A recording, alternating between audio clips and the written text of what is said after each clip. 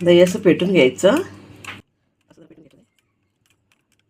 एक वाटी दही, 2 वाटी रवा, 2 वाटी रवा, थोडं पाणी, हे चांगलं घोटायचं.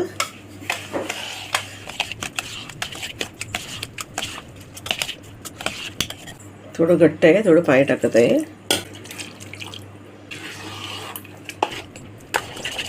आता असं घोटून घ्यायचं, अर्धा तास ठेवायचं. असं फेटून घ्यायचं आणि थोडं पाणी बरोबर टाकायचं आहे बघा. असं म्हणजे घट्ट पण नाही जास्त, पातळ पण नाही, मिडियम ठेवायचं. कारण ते फुगल्यावरती थोडंसं हे होणार आहे बघा. एवढं ठेवायचं, अंदाजाने पाणी टाकायचं आपलं ते. आता अर्धा तास भिजत ठेवत आहे. रवा आणि हे दही टाकून मटेरियल भिजलेलं आहे. भिजत ठेवलं बरं, चांगला भिजलेलं आहे, फुगलेलं आहे. आता याच्यावर सगळं मी टाकत आहे. मिरची, गाजर,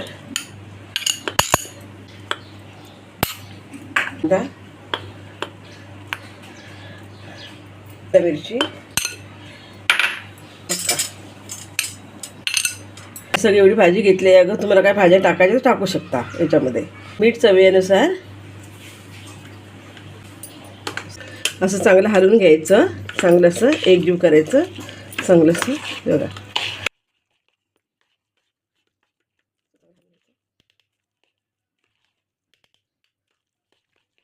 5 मिनिटं ठेवायचं.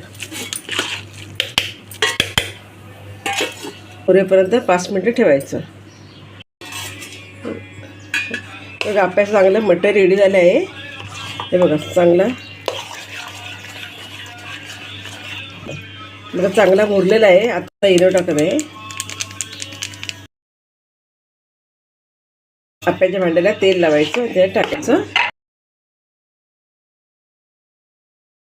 मग चिटकत नाही. हे बघा असं तेल सगळं लावून घ्यायचं. लो करून ठेवलंय मी. आता हळूहळू टाकते. गरम झालं आहे आप्याचं भांडं. हे बघा टाकून घ्यायचे, असे एक एक टाकून घ्यायचे. भांडं गरम झालं आहे. हे बघा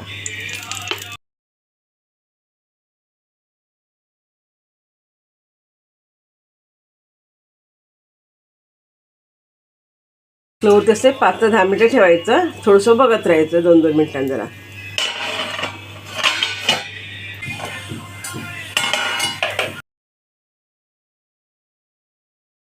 असं थोडं तेल लावायचं आणि पलटी करायची.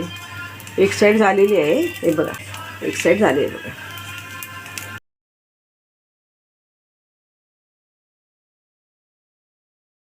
मध्ये झालेलं आहे, तर मध्ये शेक जास्त असतो आणि साईडला कमी असतं. त्यामुळे साईडचे थोडेसे कच्चे आहे, ते आलटी पलटी करत राहायचं. झाकण ठेवतो.